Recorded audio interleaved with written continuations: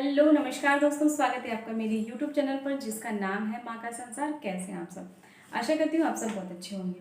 तो नवरात्रि आने वाली है, सबको पता है, और माता रानी के आने की खुशी में सभी अपने घर को के घर में साफ़ सफाई में लगे हुए हैं, साफ़ सफाई कर रहे हैं। वैसे मैं भी अपने घर में अब तैयारी कर रही हूँ माता रानी के आने की। तो मैं जा रही हूँ आज किचन की सफाई करने। किचन तो वैसे उतना गंदा नहीं रहता है, लेकिन फिर भी जब माता रानी आने वाली है, उनका भोग प्रसाद सब कुछ बनेगा, तो उसके लिए किचन बिल्कुल साफ़ होना चाहिए, क्योंकि लहसुन प्याज वगैरह तो हम बनाते ही हैं। तो अब मैं जा रही हूँ अच्छे से सफाई करने, और सोच रही थी कि आज मैं पूजा का रूम भी अच्छे से साफ़ कर दूँ, लेकिन देखती हूँ आज टाइम मिलता है या नहीं मिलता है, क्योंकि काम करने के बाद में हाँ माता रानी मेरे अश्विन भी हैं अब, और खाना वाना भी बनाना है। तो देखती हूँ जितना भी टाइम मिलेगा, किचन तो साफ़ कर ही दूँगी आज।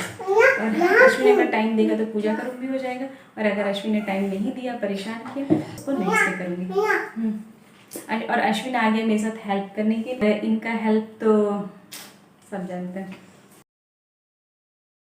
और मेरा अश्विन फिर से टकलू हो गया है, उसका सर मुंड गया है ना बेटा। अश्विन बोल रहा है कि मैं भी आपके साथ वीडियो बनाऊंगा मैया, मैं भी साफ सफाई करवाऊंगा। देखते हैं अश्विन क्या क्या करवाओगे मैया के साथ हेल्प। क्या क्या करवाओगे? बर्तन धुआऊंगा और पोछा भी करवाऊंगा। पोछा भी करवाऊंगा। इतना अच्छा बेटा किसके पास है? मेरा बेटा मेरा सारा काम करता है, बर्तन धुलवाता है, और सही में अश्विन हेल्प करता भी है।